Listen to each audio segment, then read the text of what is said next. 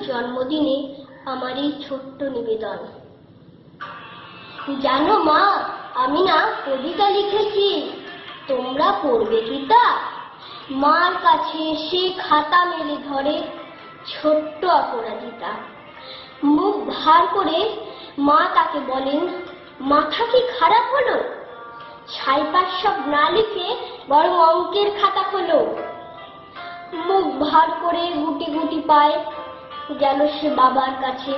ও বাবা, কবিতা লিখেছি, দেখার সময় আছে? মুখটি না তুলে বললেন বাবা, কবিতা লিখেছ?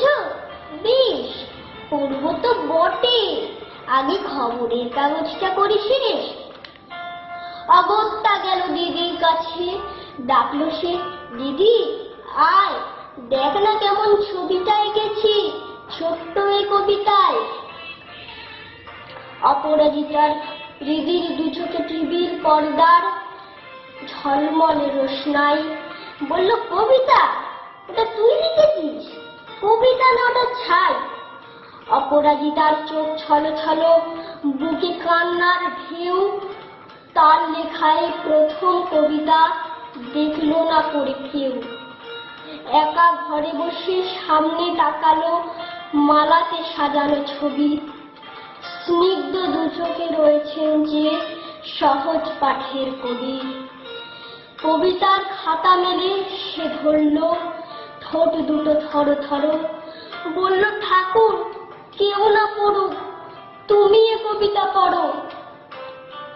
কি জানি কি করে কি যে হয়ে গেল এ কথার সাথে সাথে রবি ঠাকুরের মালা থেকে ফুল ঝরল সে খাতাটিতে।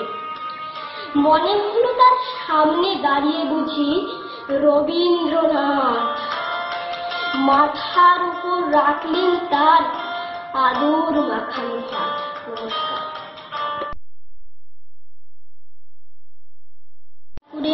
বৃষ্টি পড়ে টাপুর টুপুর, দিনের আলো নিভে এলো, সূর্য ডুবে ডুবে।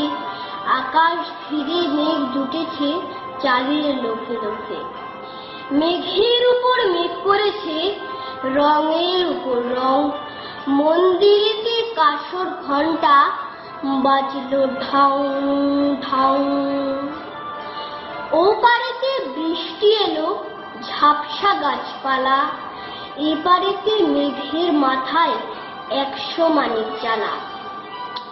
বাদলা হাওয়ায় মনে পড়ে ছেলেবেলার গান, বৃষ্টি পড়ে টাপুর টুপুর নদের গান। নমস্কার।